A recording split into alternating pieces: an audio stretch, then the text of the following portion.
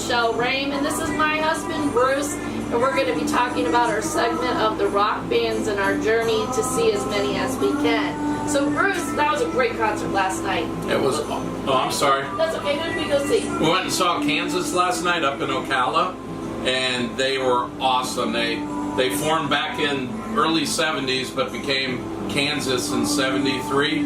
Bunch of farm boys out of Kansas. They used to wear their farm overalls, and they were pretty intimidating back then, but they along with Don Kirshner kept hitting the road and performing, and to the point they got a record deal and made it big.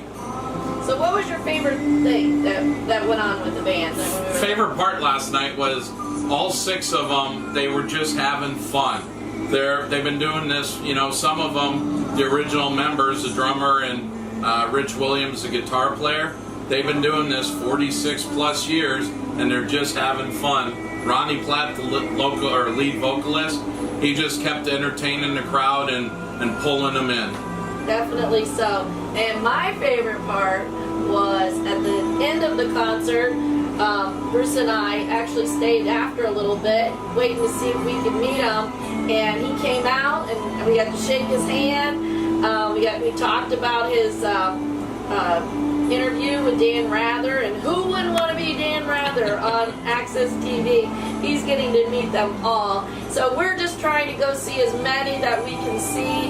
And so far we're on number... That was number 9 or 10 last night. We've got about 5 more tickets bought and probably several more to go to. And each week we're going to be doing one of these. We were going to start with the first one, which was Cheap Trick. But seeing we saw Kansas last night, we're like, why not? So why not? So where the concert was in Ocala, and it wasn't very far from where we are at all in the land and landscape. It was just beautiful. You could see countryside. But I was really surprised when we got to the concert where it was being performed was right outside of On Top of the World. Now, I've been to On Top of the World in Clearwater, and I've sold houses in Clearwater, but I did not know that On Top of the World, and it was their auditorium and stuff for the public to use, and it was just kind of neat. It was like a smaller version of the Villages, which when we do our debut on Ario, we'll talk about the Villages, but it was just pretty cool there. But the band, we were in the second row over to the left of it, so we could see, and it was kind of neat when they would come up and kind of, you felt like you feel like you're part of it. It was only a 800 some seat auditorium, so there was no bad seats for anyone in there. It was just great. The sound was good, and it was just good to hear a good old band.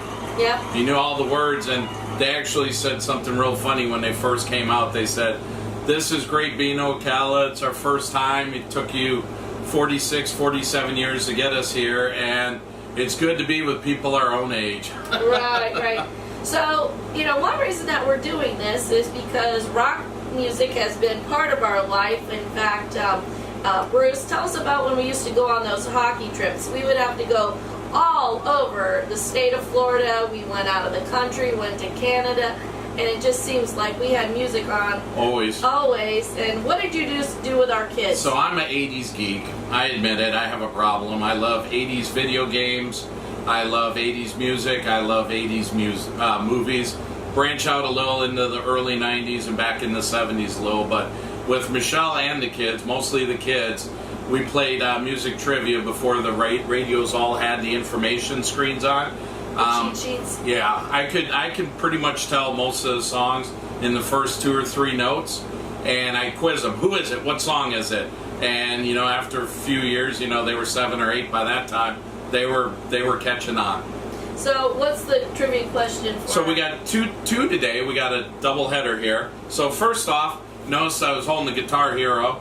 I'm not the best guitar player, so what song did Kansas have on most of the Guitar Hero and Rock Band games? And also the second one, you probably heard a song in the background, and Will Ferrell was in the movie with that one and talked about his best friend Blue. So I'll give you the answers towards the end of this, but be thinking on them. All right. So what was your favorite song? there were so many last night. I can't remember the name of the first one, but when they started, it was like they shot electric through our chairs. I was not expecting that in that little auditorium. But I would say Carry On My Wayward Son and Dust in the Wind, some of their classics.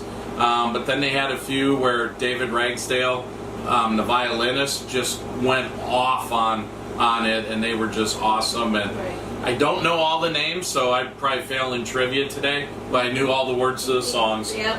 And anyone who's done music, remember when you had to do scales? They were doing scales so fast and together at the same speed, it was just breathtaking. So it was kind of like an orchestra to rock music for sure. So let's see. What's the answers for your trivia? All right, so Guitar Hero won. What song was on all the Guitar Hero and Rock Band games? Carry On My Wayward Son. And the movie that Will Ferrell was Frank the Tank. You got it. It was old school. And the last question is, what was the song that was playing while we were starting this? Well, that was the movie, but yeah. And the song that was playing was Dust in the Wind. And then I've got a surprise question for Michele. On our first date 37 years ago, she got me 2 CDs. We were in the CD age, just coming out cassettes. No, actually, I'm sorry, they were cassettes. It was before CDs. And a bottle of Jovan. But the 2 cassettes were... Journey and Foreigner. So in a future edition, I'm going to ask her which what albums they were, because I've still got them over in my cassette case. And I'm going to fail that unless I do some research. So anyways, this is Bruce and Michele rockin' Florida Real Estate. We'll see you next time, everybody. Enjoy.